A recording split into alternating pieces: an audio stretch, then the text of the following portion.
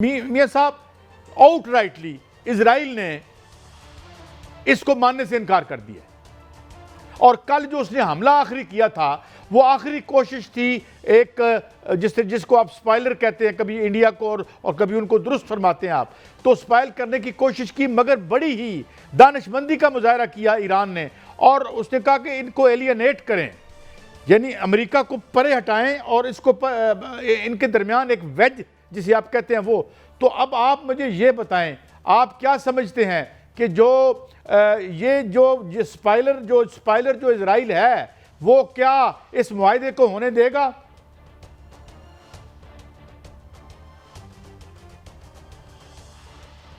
देखें कायद साहब, जो इजराइल है वो इसको सबोताज करने की कोशिश करेगा। वो कह रहा है कि हम इस का हिस्सा नहीं है, लेकिन आप देखें इजराइल से जो तबसरे आ रहे हैं वो क्या आ रहे हैं, वो ये आ रहे हैं, वो कोई कह रहा है कि नेतन्याहू जो है वो बिल्कुल अपनी शिकस्त तस्लीम कर चुका है और उसको शिकस्त हुई है और इजराइल को शिकस्त हुई है। अब इजराइल अगर आगे बढ़ता है, लेबनान में आता है या आगे बढ़कर कोई भी हमला करता है, कोई भी शरारत करता है, तो उसकी वो दरख्त बनेगी कि याद रखेगा इजराइल, क्योंकि इजराइल को जो 99 लहरें ईरान से जो मिसाइलों की गई हैं उस पर उसको पता होना चाहिए कि उनका तेल अबीब में क्या हुआ, उनका डिमोना शहर में क्या हुआ, हैफा जो पोर्ट है उस शहर में क्या बना और उनका जो बेन गोरियन एयरपोर्ट है उसका क्या बना। वहां पर जो है वो उनका बाकायदा तौर पर मुसाद, उनके अपने जो दफातर हैं बड़े बड़े तनसीबात, उन पर हमले जो हुए थे उस पर जो है वो बाकायदा तबाही मची, उनके जो एयर डिफेंस सिस्टम है उसको तबाह कर दिया गया। तो ये सारा का सारा इजराइल को मालूम है, वो अब ये शरारत नहीं करेगा, उसको मानना पड़ेगा, क्योंकि वो अगर नहीं मानता तो फिर क्या करेगा। ट्रंप तो इस जंग से निकल चुके हैं, ट्रंप जो है वो बिल्कुल इस जंग नहीं लड़ना चाहता। ट्रंप जो है वो इस खित्ते में अपनी जो मौजूदगी है वो मुनासिब रखेगा। यहां पर सबसे बड़ा रोल जो हम बात कर रहे थे कायद साहब, वो पाकिस्तान का इसलिए है कि पाकिस्तान एटमी कुव्वत है और पाकिस्तान पर पूरी दुनिया ने इत्मीनान किया।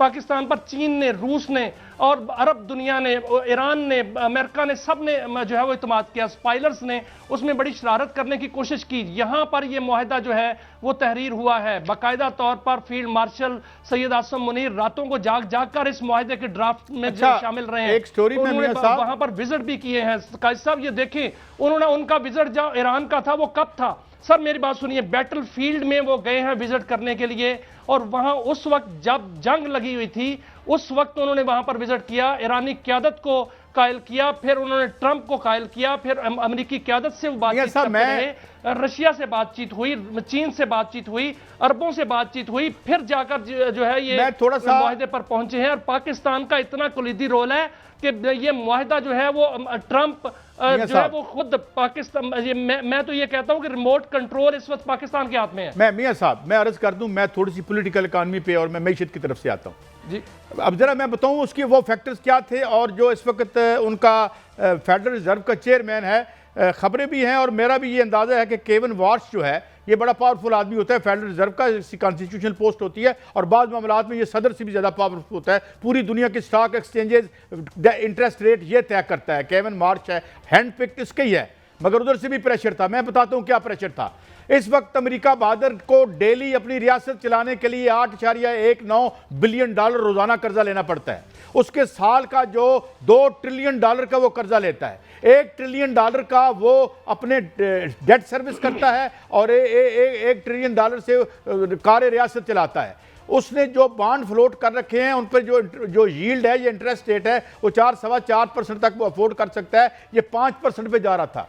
वहां की जो एस्टेब्लिशमेंट है, जो उनकी फाइनेंशियल एस्टेब्लिशमेंट है, उन्होंने कहा कि ओए बंदा बनो, ये तो मैशत ही जो है वो कोलैप्स कर जाएगी अमेरिका बहादुर की अगर। और दूसरी तरफ अवामी दबाव था कि डबल हो गए वहां पे और अबनाए हरमूज को रोक के पूरी दुनिया की इकॉनमी को ईरान ने चोक कर दिया।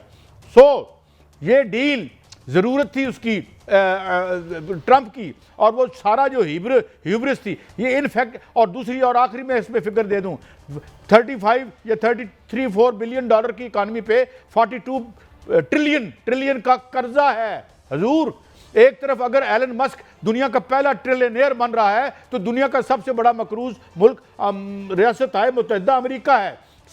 ये वो इकोनॉमिक रेस्ट्रेंट्स थी और ये वो और सेकंडली अगर पेट्रो डॉलर्स के हाथ से निकल जाता, जो निकल जाएगा, जिसकी वजह से इसकी इकानमी का ये कर्जा और ये 2 नंबर सिलसिला चल रहा है माल का के ऊपर बैठ के एलन मस्क और ये सारे पोली मार्केट में जुआ खेल के रातों रात बिलियन डॉलर कमाते हैं और अमेरिकी मेहनतकशों को जिल्लत की जिंदगी में धकेल रहे हैं।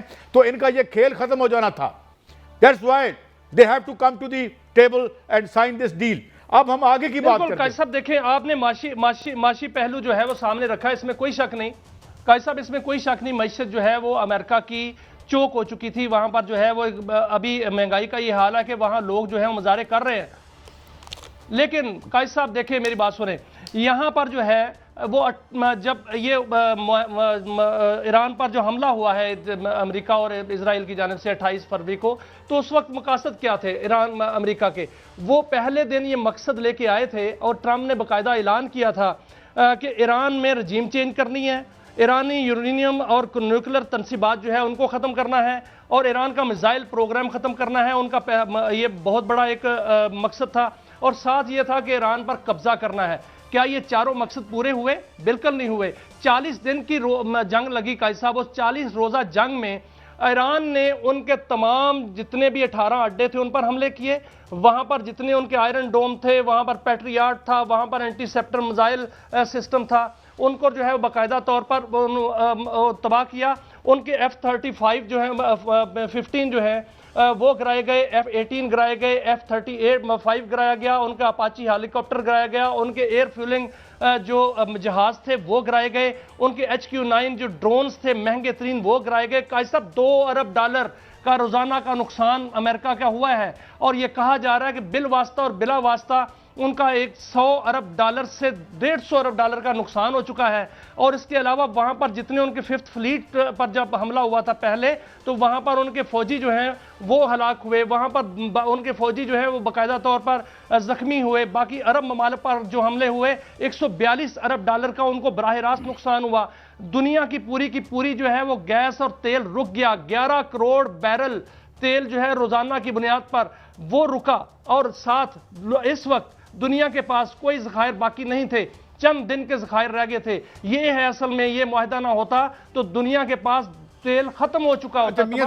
बगैर तेल के जो है वो इस वक्त अगला बहरान फेस कर रहे होते। यही वजह है कि वो जो है दोनों मुल्क जिसमें ईरान और अमेरिका जो है वो इस पर आए हैं और इसमें कलीदी किरदार पाकिस्तान का है। सर पाकिस्तान को हर तरफ से पजीराई मिल रही है और जो इकानमी का हाल हुआ है वो आगे रहेगा, 1 साल तक इसके असरात रहेंगे। मियां साहब अब हम थोड़ा आगे बढ़ते हैं। अब जो हालात अनफोल्ड कर रहे हैं, पीट हेग्सेथ का बयान जिसका मैंने अभी हवाला दिया, जिसमें वो बड़ा बढ़ चढ़ के बोल रहा था कि हम देखेंगे ईरान जो है वो ठीक होता है तो हम ठीक कर देंगे। ये स्टिल ये टोन थी उसकी। मैं अभी सुन के आ रहा हूँ, मुझे याद नहीं है कि किस मीडिया आउटलेट पे था। उधर इजराइल का जो वो है एक बड़ी राइट विंग एक वजीर है नेतान्याहू, और सब ये कह रहे हैं कि we are not part of the deal. ये होगी 2 बातें। तीसरी बात ये कि जो अमेरिका के अंदर की एक यहूदी लाबी है और जो दूसरे यानी ज़ाहिर है वहाँ पे भी तो स्प्लिट है, अमेरिकन एस्टैब्लिशमेंट और फाइनेंशियल एस्टैब्लिशमेंट में भी स्प्लिट है, तो उसमें अब उनके अंदर की एक जंग शुरू हो चुकी है। अब मसला ये है कि अमली तौर पर तो कोई दुनिया का मुल्क इस जंग को, और 2-3 बातें जो साबित हुई हैं, मैं ख़ास तौर पर इस बात पे आता हूँ। बात यह है कि इस वक्त सारे अखबारात और तमाम मीडिया आउटलेट ये कह रहे हैं कि ये बेचारे जो खामोश तमाशाई तो नहीं थे, बाज़ाहिर चाह रहे थे, बहुत सी गल्फ स्टेट्स चाह रही थी कि ईरान को जो है नेस्तो नाबूद कर दिया जाए। अब वो तो हुआ नहीं, उसका उलट हो गया। अब इनको तावान देने पड़ रहे हैं। $300 बिलियन की बात हो रही है कि उसको रिकंस्ट्रक्शन के लिए दिया जाएगा। और ईरान किसी भी अपनी एक शर्त से पीछे जाने को तैयार नहीं है। और साथ जो है इस ईरान की शर्त यह है कि ये डील उस सूरत में इंटैक्ट रहेगी जब लिबनान पे हमला ना हो, हुतीस पे हमला ना हो, और जो गज़ा है वो शामिल है इस डील में।